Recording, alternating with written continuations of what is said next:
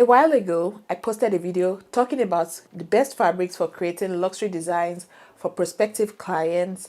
I mentioned a bunch of different fabrics, and I also did mention illusion nets. Following that video, I got a comment in the comment section from one of us asking me how to determine a good piece of illusion net. I'm going to be mentioning some of the characteristics of a good illusion net, and these characteristics are things that are supposed to guide us well in the market or wherever it is that we do our shopping when selecting illusion net.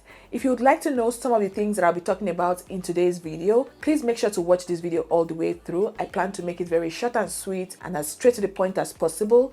Do well to also like this video if after watching you enjoyed what you watched and you also want to become a part of this community. Do well to also share this video with a friend that you know would find this kind of content valuable. Share it with your fashion designer so they also know what to look out for when buying illusion net for that next outfit that you want them to sew for you. Feel free to drop your questions and thoughts in the comment section and engage. All right, guys, let's get straight into the reason why you clicked on today's video. Let's go.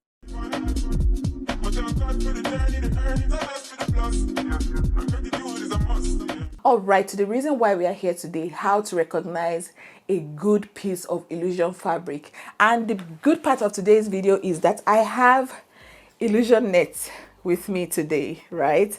This came with me from Nigeria. I purchased this in Nigeria. However, even if you live in diaspora, well, I shouldn't speak for diaspora because I only live in Canada, and out here in Canada, a good fabric shop is Fabricland. At least from the short time that I've spent so far in this country, I've found that Fabricland is a good place to shop for fabrics. Michael's as well. I'm not sure they sell fabrics. The day I went to Michael's, I'm not sure I went to the fabric section. I only went to the beads and accessories section and the embellishment section because that's just what I'm very passionate about. That's the kind of work that I do. So for embellishments and stuff, Michael's is a good place to go to for people that maybe are watching me from this part of the world and are wondering where to buy stuff. And Fabricland as well, if you're located in Canada, is a good place to go to buy fabric. So I believe you'll be able to find these in Fabricland. However, I bought this back home in Nigeria in Port Harcourt from, where did I buy this from? APPLIQUÉS Streams Tubo. She was my customer then. I used to talk about her and still talk about her when necessary a lot on this channel.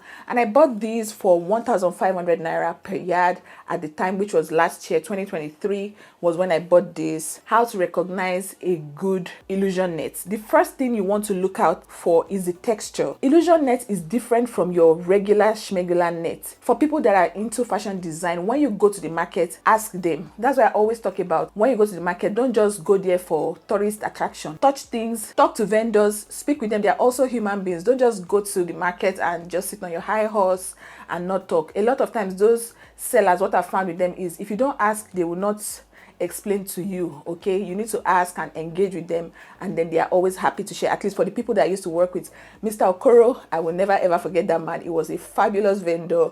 Him and his wife and his daughter and his girls, the guys and girls that used to work at his shop, fabulous. When you ask them a question, they're showing you, they're advising you and all of that. So the first thing, like I said before, is it texture. Texture is the word. It's supposed to feel very lush. Lush is the word. If you don't know the meaning of lush, Google lush. What lush? Whatever Google tells you lush is, imagine it as a feeling, okay? It's supposed to feel very soft on your skin. For regular schmegular nets, your tulle nets or your hard nets, those ones, they don't necessarily feel lush on your skin. They kind of feel abrasive. They feel like sponge on your skin. But illusion net does not feel like that. Illusion net is almost next to skin. Even though this one that I'm using to illustrate for us is not necessarily my skin, it's not my perfect skin complexion, right? But this one, look at it, like if I was maybe lighter than this, it will blend into my skin and it will feel like my skin, right? You will almost be confused that is she wearing cloth, is she not wearing cloth? Like I always say with illusion net, how you know you have a good illusion net is if you are confused that wait first, is this person wearing cloth and if this person is not wearing cloth? That's how you know that yes, that illusion net 100% is good. Okay, so it's supposed to feel lush. It should also have some stretch to it. Look at the way I'm pulling this illusion net. Can we see? I hope my video is able to pick this up. It should have a little, it shouldn't be elastic, but it should have some stretch to it. When you pull it apart like this, you feel like rubber a little bit. That is because when it comes to illusion net, it's supposed to mimic your skin. It's supposed to be able to hug your skin and lay very beautifully on your skin. If your illusion net is feeling hard and feeling uncomfortable on the skin, you know something is wrong. It's either it's a poor quality illusion net or it's just fake. That's the word, right? It's just not original. So when buying your illusion net, first of all, put it on your body, see how it sits on your skin. Does it blend well with your skin? If you're not making the outfit for yourself, basically have an idea of the complexion of the person you're making the outfit for, and have a picture in your mind that, okay, this illusion net, how is it going to sit on this person's complexion? If possible, what I would advise if I were a fashion designer and I'm about to make maybe a wedding dress or a party dress for a customer, buy maybe half of a yard or quarter of a yard of a particular piece, because it comes in different skin tones. They sell illusion nets like they are selling foundation.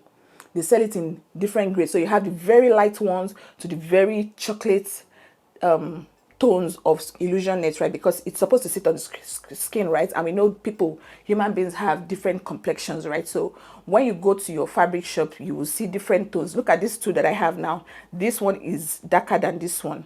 This is probably going to be this. If I were to make an outfit for myself, I'll probably go with this particular shade of illusion net. It kind of sits well on my skin, or I will even go one shade darker if possible, because I want it to look like next to skin, right? So that's just that.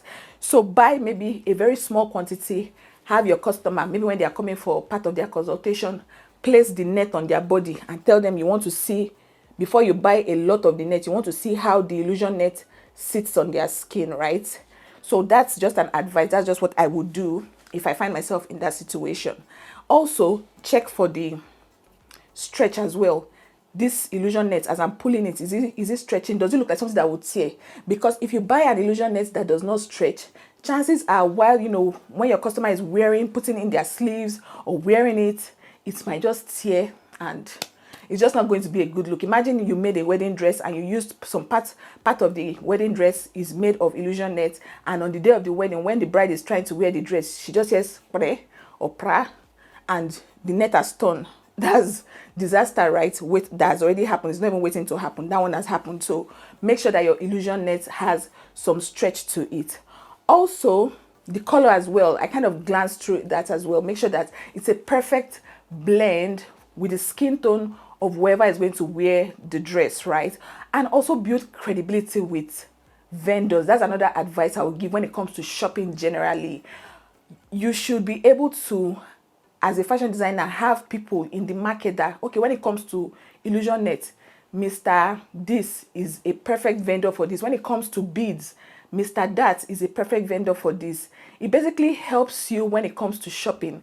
And for people that have like big fashion brands, people in the league of all these, them Tubo and Vicky James, some of them go as far as traveling abroad, traveling to Turkey, traveling to other countries where they have vendors that they trust and they shop for fabrics and accessories from. So if you know you're not yet in that category of traveling abroad to find a vendor that sells materials that you need for your business, in your local vicinity where you live in, whatever city it is that you live in, have trusted vendors. When it comes to things for millinery, I used to go to Buy One then to meet Mr. What's that his name now?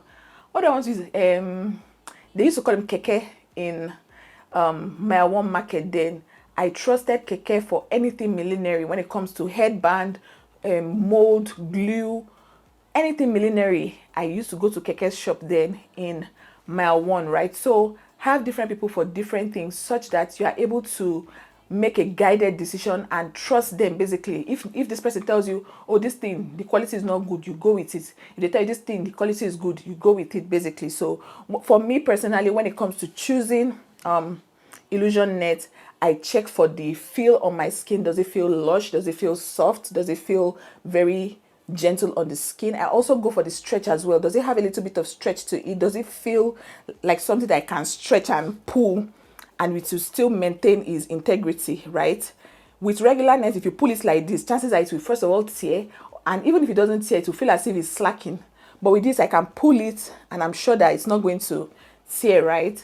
And also feel for, or check for the color matching. Okay, it's just like matching your foundation to your skin. Make sure that whoever is going to wear the outfit, you are matching the right shade of illusion net to the right, skin tone. For me now, I cannot go and buy the very light illusion net and be saying I want to use it to make an outfit.